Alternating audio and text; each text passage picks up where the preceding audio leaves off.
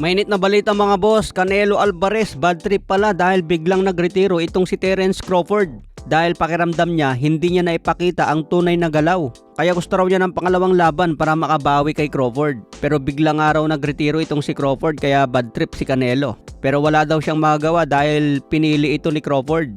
Lahat daw ng credit dapat lang naibigay kay Crawford dahil magandang kanyang panalo. Pero hindi raw yun ang totoong galawan ni Canelo Alvarez. Sabi ni Canelo, hindi raw nag-response ng tama ang katawan niya sa mismong laban dahil nag-cramps daw ang paa.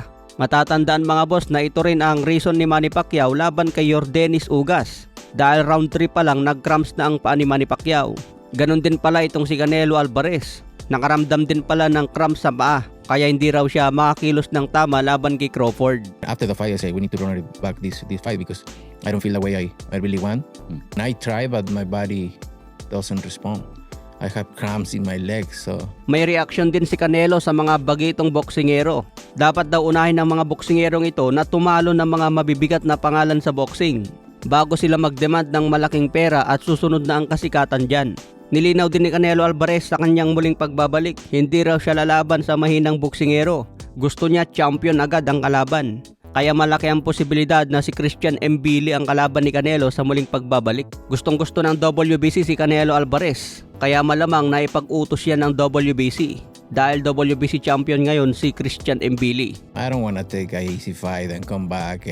I want to go straight and fight champions. Samantala usapang WBC, Mark Magnifico Magsayo. Kinansela ang WBC elimination niya kontra Magnesi. Ayon mismo sa presidente ng WBC na si Mauricio Sulaiman, nabalitaan daw niya na aakyat na itong si Magsayo sa lightweight division 135 kaya kinakancel na ang magiging laban niya sa elimination. Yung hamon ni Raymond Ford kay Magsayo hindi na matutuloy mga boss dahil ang hinahabol ni Raymond Ford ay yung pwesto ni Magsayo na number 1 sa WBC. Kaya kung aakyat na si Magsayo sa lightweight division, mababakante na ang number 1 sa WBC. Pwede na ngayon maglaban si Magnesi at Raymond Ford para sa WBC Eliminator.